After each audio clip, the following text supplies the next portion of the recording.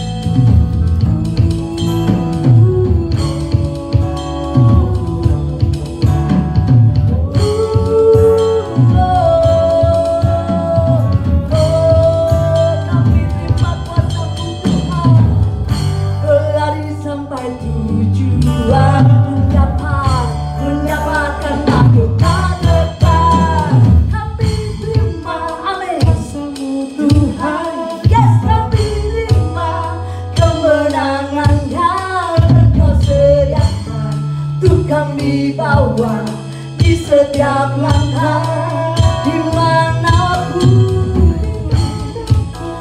kami berdiri, kemanapun kami kan pergi, di situ pasti mujizatmu terjadi. Kami terima, haleluya.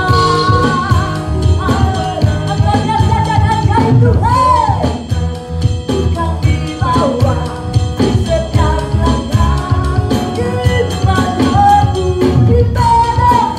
kami berdiri, kemanapun kami tak pergi, di situ pasti mujizatmu terjadi.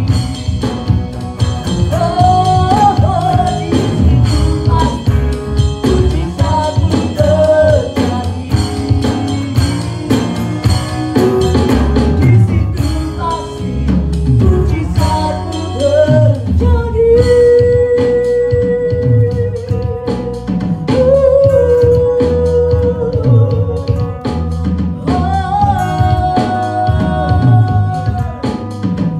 Haleluya Tuhan, haleluya. Segala puja dan hormat hanya bagi nama-Mu Tuhan. Terima kasih Tuhan, Engkau dahsyat, Engkau ajaib Tuhan, Engkau mulia Tuhan.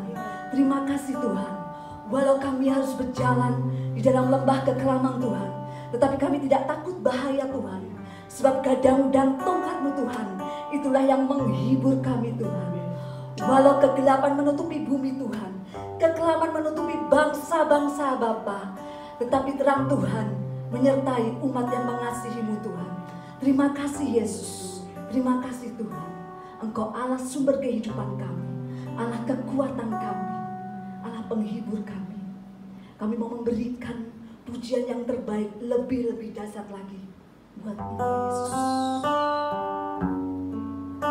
Terima kasih Yesus.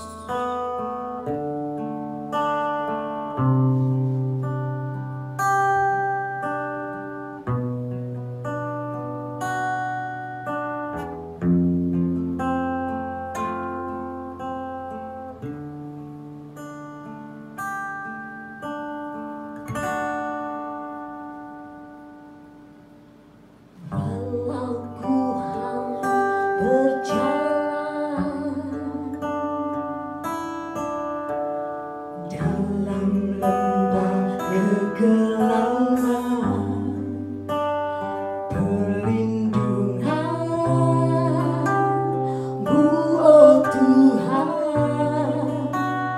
nyatalah bagi hidupku.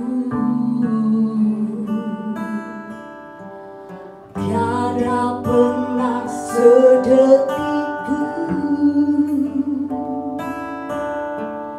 tiada pernah Kau tinggalkan. Sungguh mulia dan sempurna, hanya Kau layak disembah. Yesus Engkau juru selamatku, dalam janji-Mu kemenanganku, oh, selamanya kan ku nyatakan besar setiamu Tuhan di hidupku.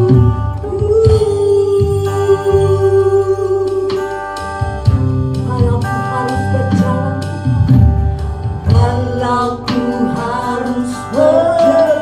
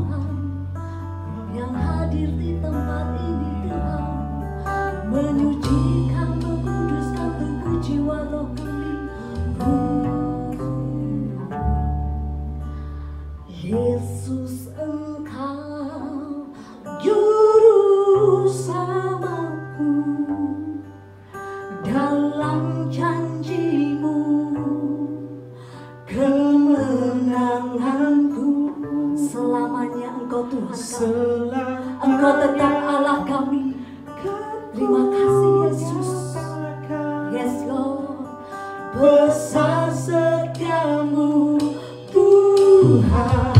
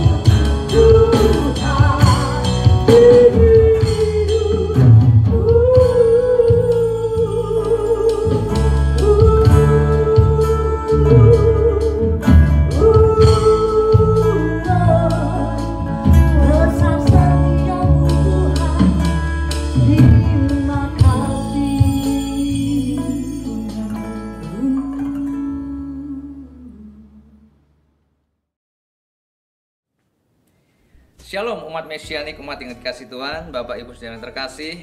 Kita kembali berjumpa di dalam ibadah online GPI Rock Sejahtera. Dan firman Tuhan pada hari ini terambil dalam Matius 2 ayat yang ke-7 sampai dengan yang ke-12. Sekali lagi, kita akan kembali beribadah dan firman Tuhan yang akan saya sharingkan kepada setiap Bapak Ibu Saudara semua terambil di dalam Matius 2 ayat yang ke-7 sampai dengan yang ke-12. Demikian firman Tuhan. Lalu dengan diam-diam Herodes memanggil orang-orang Majus itu dan dengan teliti bertanya kepada mereka bila mana bintang itu nampak. Kemudian ia menyuruh mereka ke Bethlehem, katanya, pergi dan selidikilah dengan seksama hal-hal mengenai anak itu, dan segera sesudah kamu menemukan dia, kabarkanlah kepadaku supaya aku pun datang menyembah dia.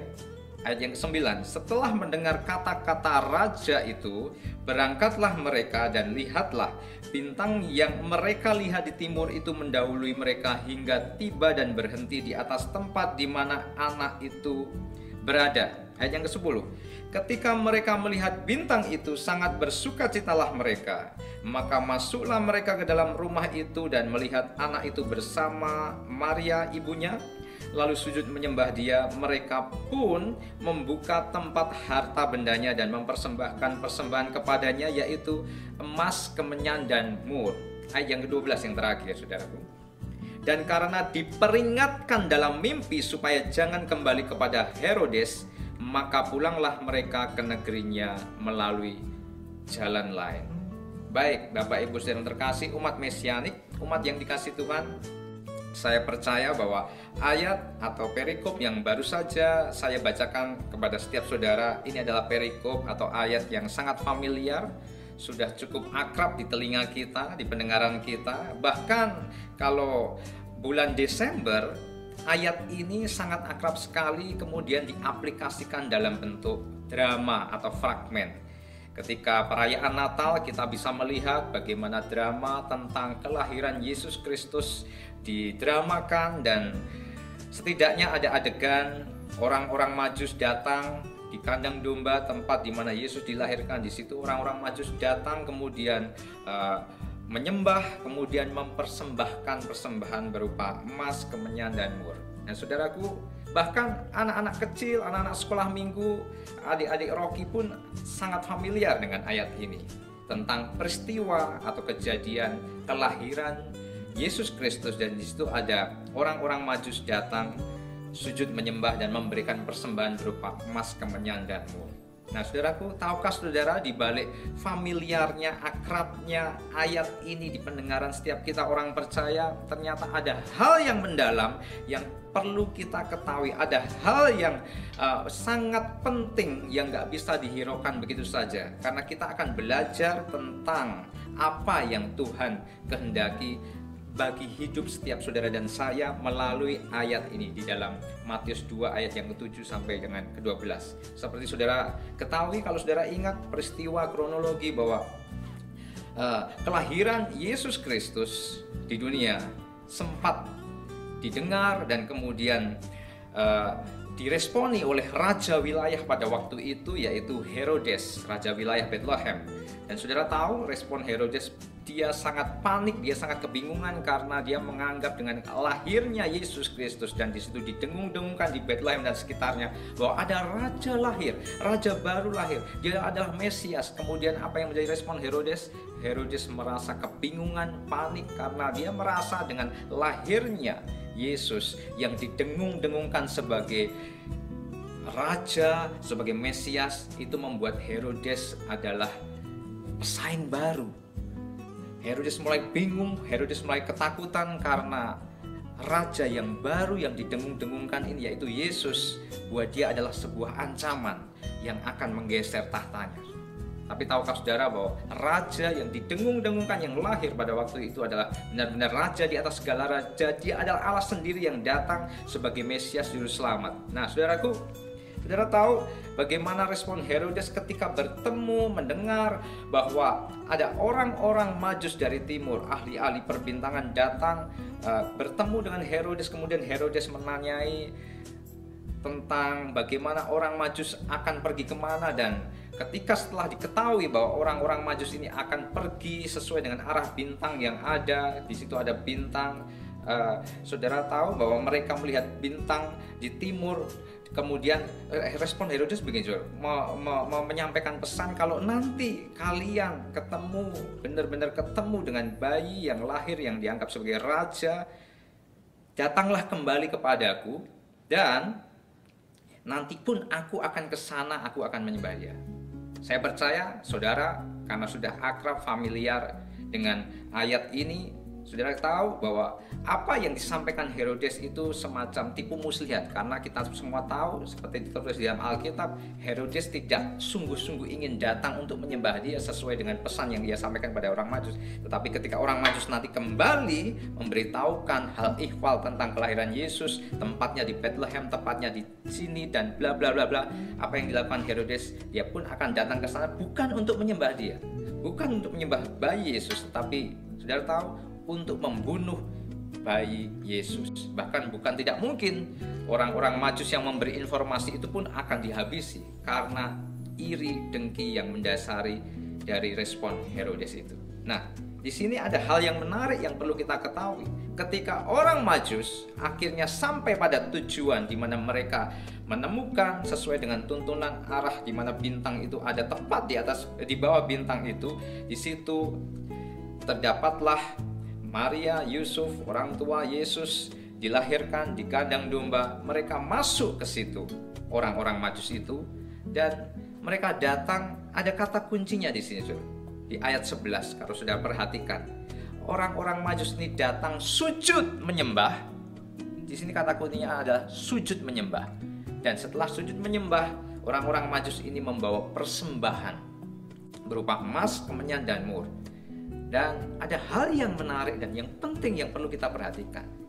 Ketika itu mereka, orang-orang Majus ini, sujud menyembah, memberikan persembahan dan bermalam di situ. Meskipun di dalam Alkitab yang kita baca tadi tidak dijelaskan bagaimana mereka bermalam, tetapi kita sangat bisa menangkap yang dimaksud karena di situ ditulis, dan karena diperingatkan dalam mimpi supaya jangan kembali kepada Herodes, maka setelah mereka bangun tidur, setelah mereka memperoleh peringatan lewat mimpi dari Tuhan, dari malaikat Tuhan, maka mereka pulang ke jalan lain, tidak melalui jalan yang kemarin mereka berangkat ketemu dengan Herodes.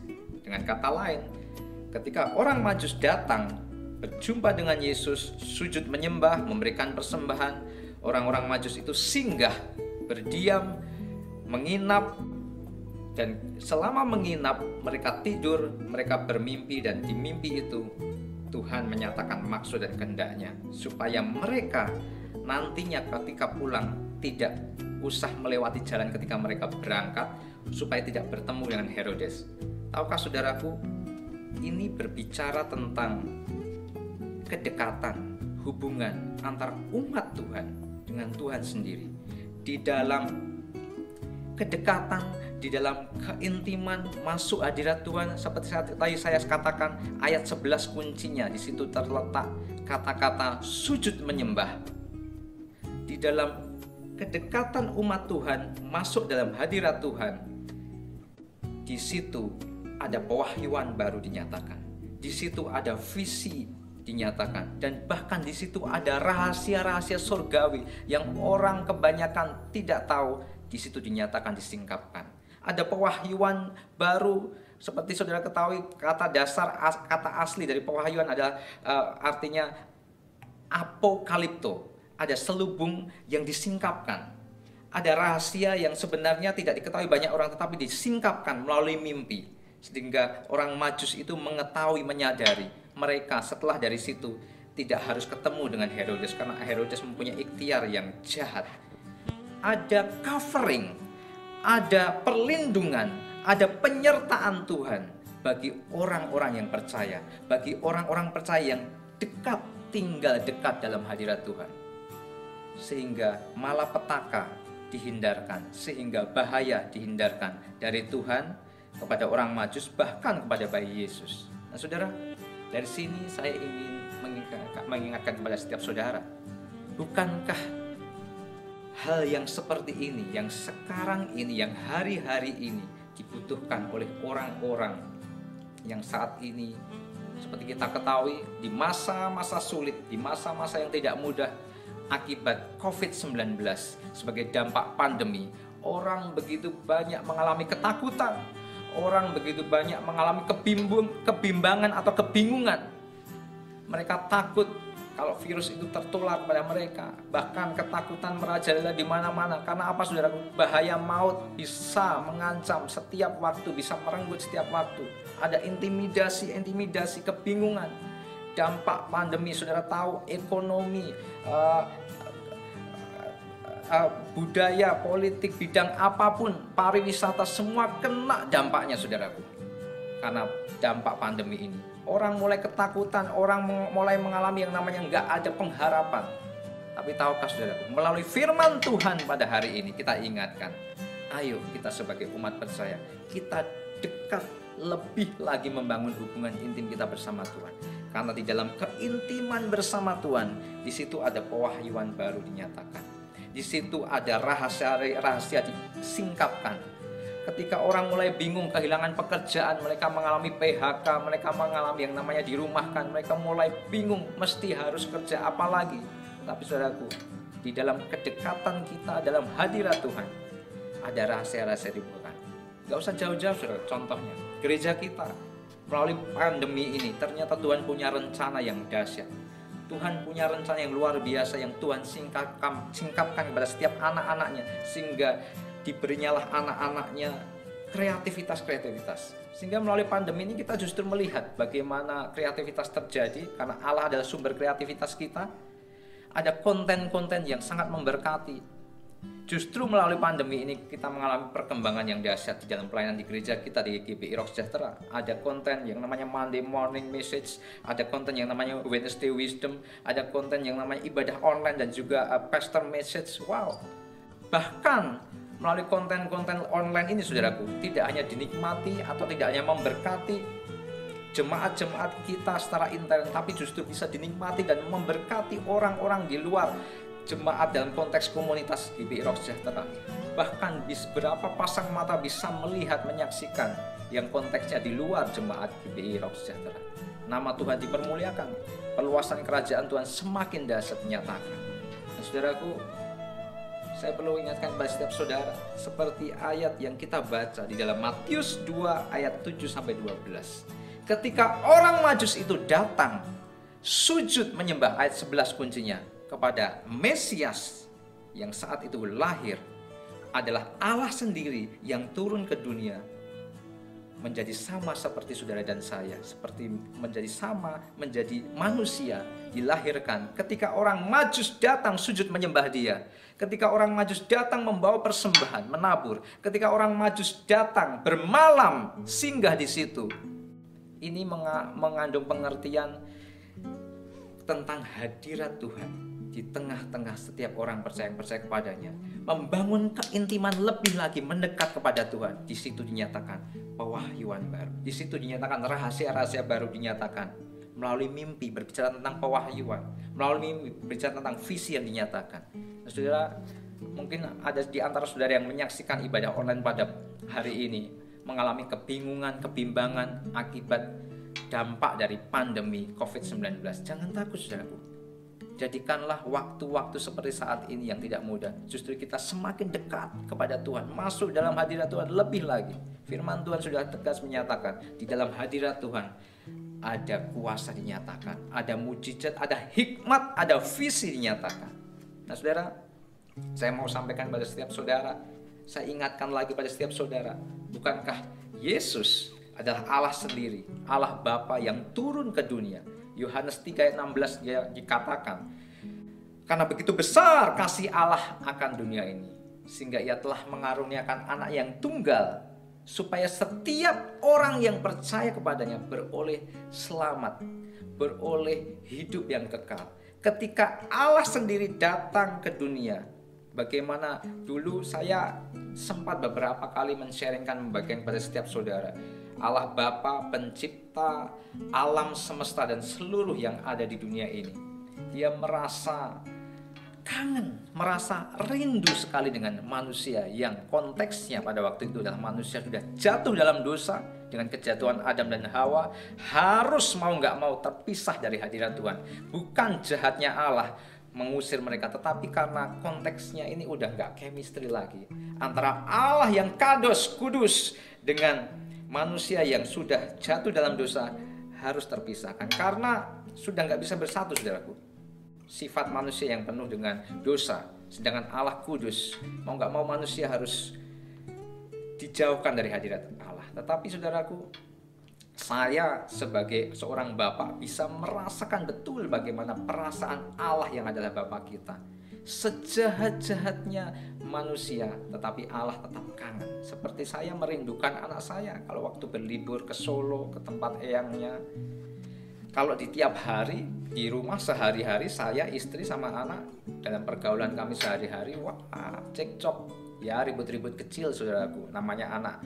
Ya udah mulai puber, mulai ABG, punya idealisme sendiri, seringkali namanya debat dengan orang tuanya, seringkali ribut-ribut. Tapi ketika anak ini jauh dari kami di Solo, di tempat eyangnya, bagaimana saya sebagai bapak, sebagai ayah merindukan kehadiran dia. Wah, ternyata sepi juga ya.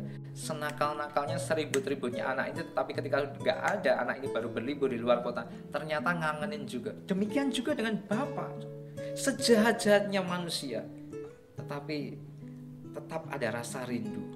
Karena begini, saudaraku, dulu sebelum manusia jatuh dalam dosa, Adam dan Hawa itu bersatu, baik secara roh, jiwa maupun jasmani, di Taman Eden bersama Allah Bapa. Mereka bersekutu, mereka bercengkrama, mereka terlibat dalam komunikasi. Wow, asik juga.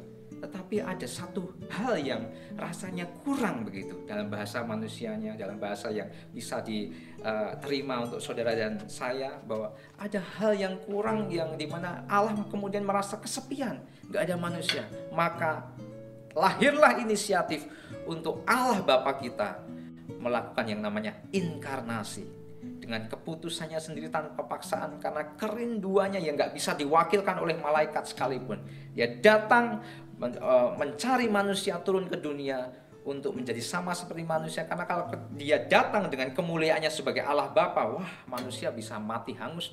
Saudara tahu, saudara pasti ingat bagaimana kisah perjalanan bangsa Israel waktu di dalam kepemimpinan Musa, bagaimana Allah dengan kemuliaannya saja lewat, dengan bayangannya aja umat Israel ketakutan, bahkan nggak sedikit di antara mereka yang mengalami kematian karena tidak kuat dengan kemuliaan Allah. Oleh karena itu, Allah Bapa yang turun ke dunia mencari manusia, yang rindu bersekutu kembali dengan manusia seperti dulu waktu masih jadi satu, pada waktu Adam dan Hawa belum jatuh dalam dosa.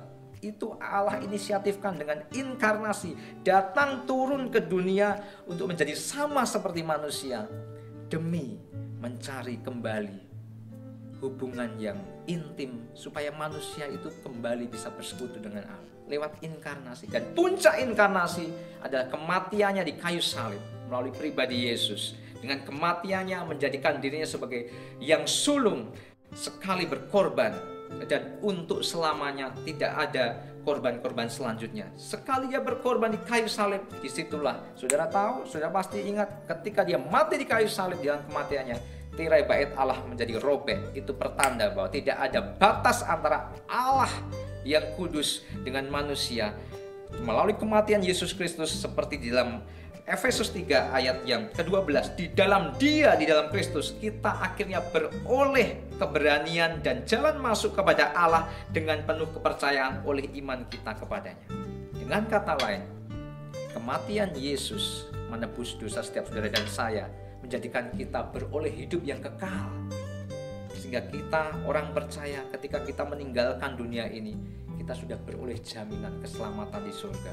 Selain itu, hal yang kedua yang gak kalah penting adalah kita selama masih hidup ini sudah diberi oleh Tuhan jalan, akses untuk kita tetap bisa bersekutu dengan Tuhan.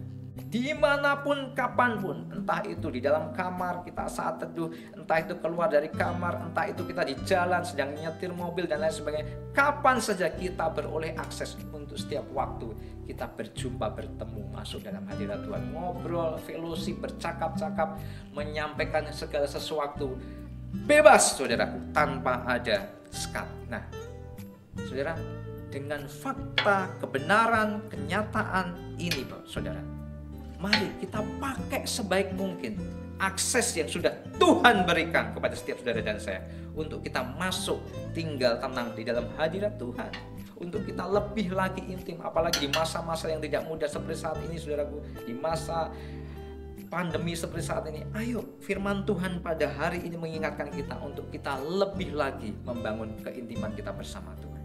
Sebab di dalam keintiman kita bersama Tuhan, di situ terletak kekuatan kita. Ada damai sejahtera yang gak bisa disamakan dengan damai kesenangan dunia dimanapun, saudaraku. Di situ, di dalam keintiman kita, di dalam hadirat Tuhan, ada pewahyuan yang baru. Di masa-masa sulit ini, percayalah, di dalam keintiman saudara dan saya bersama Tuhan, di situ ada rahasia-rahasia, apokaliptum, selubung disingkapkan. Ada kreativitas baru buat saudara. Dan sehingga kita bisa mengerti, mengenal detak jantung dia dan rencana dia di balik masa-masa yang sulit seperti saat ini, saudaraku. Nah, saudaraku, makanya di dalam Yesaya 60, kalau kita baca, kalau saudara baca, renungkan, sekalipun kegelapan, kekelaman melanda dunia, tetapi bagi kita setiap orang percaya akan terbit kemuliaan dinyatakan dari Tuhan bagi setiap kita, sehingga kita dibuat terheran-heran. Yesaya 60 ayat 2 dan 5, saudaraku. Sehingga kita akan dibuat terheran-heran. Kita masuk dalam rencana Tuhan, sekalipun kondisi dalam keadaan yang tidak memungkinkan. Nah, saudaraku, saya tantang buat setiap saudara, mulai hari ini, ayo tingkatkan lebih lagi hubungan kita di dalam keintiman bersama Tuhan. Saya percaya, saudaraku, ketika kita lebih lagi intim di dalam Tuhan, di dalam hubungan kita dalam Tuhan, ada kuasa Tuhan dinyatakan dan kita dibuat semakin terheran-heran. Ada tuntunan dari Tuhan yang orang lain gak dapatkan, yang orang lain gak ngerti, kita menjadi mengerti karena kedekatan kita dengan Bapa kita. Kita jadi ngerti maksud dan kehendak Tuhan. Dan bersama Tuhan Yesus kita cakap menanggung setiap perkara. Haleluya, saudaraku. Amin. Demikian firman Tuhan. Mari, saudaraku, kita bersama-sama di minggu yang pertama ini, di pekan yang pertama ini, kita datang kepada Tuhan dan kita akan memasuki sakramen perjamuan kudus. Bagi saudara yang mengikuti ibadah online pada hari ini, persiapkan roti dan anggur. Jika saudara tidak memiliki hosti seperti ini, saudara bisa menggantinya dengan roti. Saudara bisa potong, saudara bisa cuil kecil-kecil bersama anggota keluarga saudara. Dan yang boleh menerima, memakan, meminum roti dan anggur perjamuan adalah bagi mereka yang sudah dibaptis selam, saudaraku. Bagi saudara yang tidak memiliki roti seperti hosti seperti ini, saudara bisa menggantikan dengan roti. Saudara bisa iris atau potong kecil-kecil. Bagi saudara yang tidak memiliki anggur seperti ini, saudara bisa menggantinya dengan sirup atau teh sebagai perlambang darah Yesus. Mari saudaraku, saya hantar saudaraku semua untuk kita masuk sakramen perjamuan kudus. Kita bersatu hati di dalam doa. Bapa di dalam surga, Bapa yang kami sembah di dalam nama Tuhan Yesus, kami bersyukur untuk firman hari ini yang Tuhan nyatakan, rahasia yang Tuhan bukakan bagi setiap kami tentang bagaimana kami menyikapi hari-hari yang tidak mudah seperti saat ini. Begitu banyak orang khawatir, begitu banyak orang kebingungan, tetapi kami merasa bersuka cita oleh karena rahasia surga telah Engkau bukakan buat kami. Bagi kami yang percaya, kami beroleh kemenangan, kami beroleh kepastian, jaminan keselamatan dan jaminan kegemilangan kami di dalam kami menjalani hidup kami. Terima kasih karena kami memiliki Engkau Tuhan Yesus sebagai juru selamat, sebagai Tuhan kami dan pengharapan kami. Kami percaya Tuhan, ketika kami lebih lagi bersekutu, lebih lagi membangun keintiman kami bersama Tuhan, kami masuk dalam perkenanan-Mu. Tuhan mampukan kami untuk kami melewati masa-masa sulit ini. Justru di masa sulit ini menjadi peluang di mana Tuhan menyatakan kemuliaan di dalam hidup kami. Sebab di dalam kelemahan dan kekurangan kami, justru kuasa Tuhan menjadi semakin sempurna. Allah Bapa yang kami sembah dalam nama Tuhan Yesus, sebentar lagi kami akan menerima sakramen perjamuan kudus. Ampuni kesalahan dan dosa kami, sebab firman-Mu Engkau nyatakan bahwa barang siapa dengan cara tidak layak menerima roti dan anggur perjamuan, dia berbuat dosa, dia berdosa terhadap tubuh dan darah Kristus. Untuk itu kami memohon Tuhan layakkan setiap kami pribadi-pribadi. Tuhan layakkan hamba-Mu supaya setiap kami dilayakkan untuk menerima sakramen perjamuan kudus.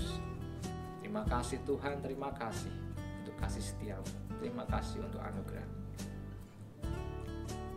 Di dalam nama Tuhan Yesus kami siap menerima perjamuan kudus. Amin. Umat Mesianik, umat yang dikasihi Tuhan, angkat roti yang ada di tangan saudara tinggi-tinggi melebihi kepala saudara. Demikian firman Tuhan tertulis dinyatakan, sebab apa yang kuteruskan kepadamu telah kuterima dari Tuhan, yaitu pada waktu malam ketika ia diserahkan, ia mengambil roti, ia mengucap syukur dan memecah-mecahkannya, dan ia berkata, inilah tubuhku yang kuserahkan bagimu, perbuatlah demikian ketika engkau memakannya dan menjadi peringatan aku. Umat Mesianik, umat yang dikasihi Tuhan, bukankah roti yang di atasnya kita mengucap syukur adalah persekutuan kita dengan tubuh Kristus? Katakan amin. Mari kita makan dalam nama Yesus.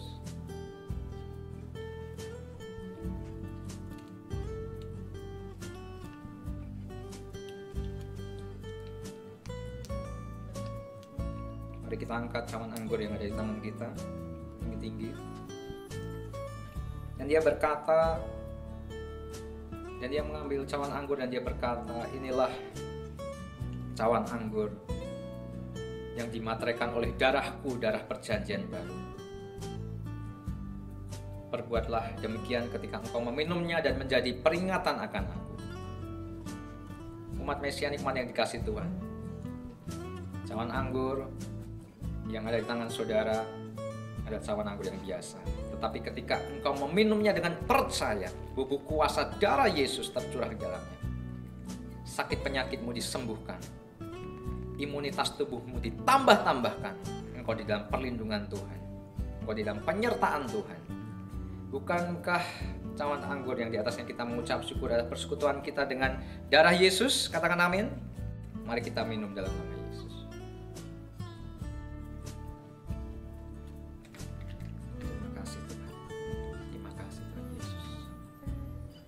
Saya hantar setiap saudara untuk masuk ke hadirat Tuhan. Naik menyampaikan ucapan syukur-Mu pada Tuhan. Bapa, kami berterima kasih, kami bersyukur untuk sakramen perjamuan kudus pada hari ini, di pekan pertama di bulan ini. Kami berterima kasih. Kami mengucap syukur Tuhan layakkan setiap kami untuk menerima perjamuan kudus yang datang dari Tuhan. Darah-Mu yang tercurah, tubuh-Mu yang terpecah, bersatu manunggal di dalam tubuh dan jiwa kami. Kami beroleh kekuatan yang baru. Kami sadar ada begitu banyak tantangan di depan kami, tetapi kami percaya bersama Tuhan Yesus kami cakap menanggung segala perkara. Dan setiap permasalahan justru Engkau jadikan peluang untuk Engkau nyatakan kemuliaan-Mu di dalam hidup kami. Terima kasih Tuhan, terima kasih. Di dalam nama Tuhan Yesus kami berdoa dan kami bersyukur. Amin. Bapak Ibu saudara yang terkasih, tiba waktunya kita membawa korban persembahan. Kita dedikasikan untuk perluasan kerajaan Tuhan, untuk pekerjaan Tuhan melalui gereja di tempat ini, di tempat di mana saudara bertumbuh, yaitu GBI Rock Sejahtera. Saudara, di screen saudara ada tertayang nama dan alamat untuk di mana rekening yang saudara bisa tuju untuk saudara menabur. Baik saudara, kembali kita akan datang kepada Tuhan membawa korban persembahan kita dalam doa dan ucapan syukur. Mari kita berdoa. Bapa, di dalam nama Tuhan Yesus kami berterima kasih buat kebaikan Tuhan selama hidup kami, selama perjalanan kami. Kami mengucap syukur atas penyertaan. Tiba waktunya kami membawa korban persembahan yang kami dedikasikan untuk perluasan kerajaan, untuk pekerjaan-Mu melalui GBI Rock Sejahtera. Tuhan sucikan, Tuhan kuduskan persembahan ini. Dan kami percaya Tuhan yang menggantikan dengan berlipat kali ganda berkat-Mu yang dahsyat untuk setiap kami yang membawa korban persembahan untuk pekerjaan di tempat ini. Sebab Engkau adalah Allah Jehovah Jireh, Allah yang mencukupi seturut dengan kekayaan kelimpahan-Mu yang dahsyat. Terima kasih Tuhan. Tuhan berkati setiap umat-Mu yang menabur. Tuhan berkati pekerjaan mereka. Tuhan berkati studi mereka. Tuhan berkati keluarga mereka dengan berkat-Mu yang melimpah. Di dalam nama Tuhan Yesus. Terima kasih Tuhan. Amin. Baik Bapak Ibu saudara terkasih, umat Mesiani, umat yang dikasih Tuhan, tiba waktunya ternyata kita sudah sampai di penghujung ibadah online kita di hari ini.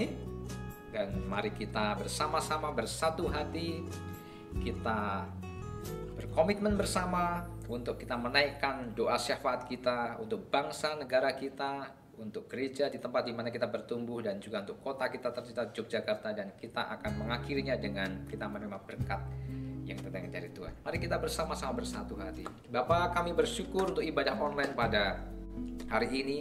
Dan sebelum kami mengakhiri ibadah online pada hari ini, kami akan menaikkan doa syafaat kami, tempat di mana kami boleh bertumbuh, boleh ada, dibina, menerima kekuatan yang datang dari Tuhan Yesus melalui GBI Rock Sejahtera. Tuhan memberkati gereja-Mu ini Tuhan. Kami percaya Tuhan yang memulai dengan luar biasa untuk komunitas di tempat ini Tuhan, yang akan meneruskannya dengan sempurna.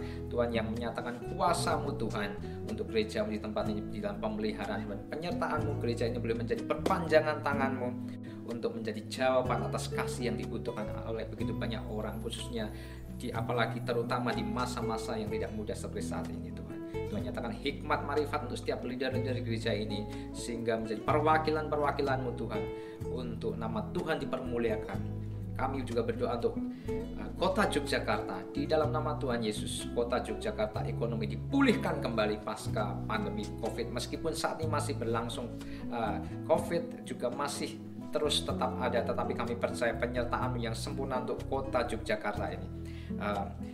Tuhan nyatakan pemulihan untuk ekonomi, untuk pariwisata yang menjadi tonggak kota Yogyakarta ini Tuhan. Sebab kami percaya kesejahteraan Jogja, kota tempat kami berpijak, adalah kesejahteraan bagi kami semua. Tuhan nyatakan hikmat marifat untuk si Sultan Hamengkubuwono X, si Pakualam beserta pemerintah-pemerintah yang ada di jajaran di bawahnya. Tuhan nyatakan kuasa-Mu Tuhan, penyertaan-Mu sempurna, hikmat marifat Tuhan nyatakan Tuhan. Terima kasih Tuhan untuk bangsa Indonesia yang beberapa waktu yang lalu merayakan ulang tahun yang ke-75. Kami percaya bangsa ini adalah bangsa di mana Engkau menjadikan sebagai biji mata-Mu. Kami percaya ada rencana yang luar biasa untuk bangsa ini. Kami percayakan untuk Bapak Presiden, Wakil Presiden, para menteri, dan setiap pemerintah yang ada. yang sudah ada. Kami percaya pemerintahan yang ada ini adalah atas kehendak-Mu, atas izin-Mu. Kami memberkati pemerintahan dari Bapak Jokowi, dari Bapak Kiai Haji Ma'ruf Amin, dari menteri-menteri, kepala daerah, dan sampai bahkan tingkat RT RW. Kami meminta kuasa-Mu dinyatakan shalom atas Indonesia. Tuhan, pemulihan ekonomi, Tuhan pulihkan untuk Indonesia ini. Kami percayakan lawatan kuasa-Mu terjadi atas Indonesia Tuhan. Bahkan di masa yang tidak mudah seperti saat ini, pandemi ini, kami percaya Tuhan punya rencana yang dahsyat untuk Indonesia. Hati yang keras dilembutkan untuk berpaling kepadamu Tuhan, untuk mengingat akan kuasa-Mu Tuhan. Kami percayakan Tuhan, doa kami Tuhan di dalam nama Tuhan Yesus Kristus. Umat mesianik, umat yang dikasihi Tuhan, angkatlah kedua belah tangan saudara dan terimalah berkat yang datangnya dari Tuhan. Tuhan menyinari engkau dengan wajahnya. Tuhan menghadapkan wajahnya kepadamu dan memberkati engkau berlimpah-limpah. Tuhan menyertai engkau dengan penyertaan sempurna sehingga apa yang kau perbuat dinyatakan Tuhan berhasil. Kasih karunia dari Allah Bapa, persekutuan dengan Roh Kudus, dan pertolongan cinta kasih dari Tuhan Yesus menyertai saudara sekalian dari sekarang sampai selama-lamanya. Semuanya percaya katakan amin. Tuhan Yesus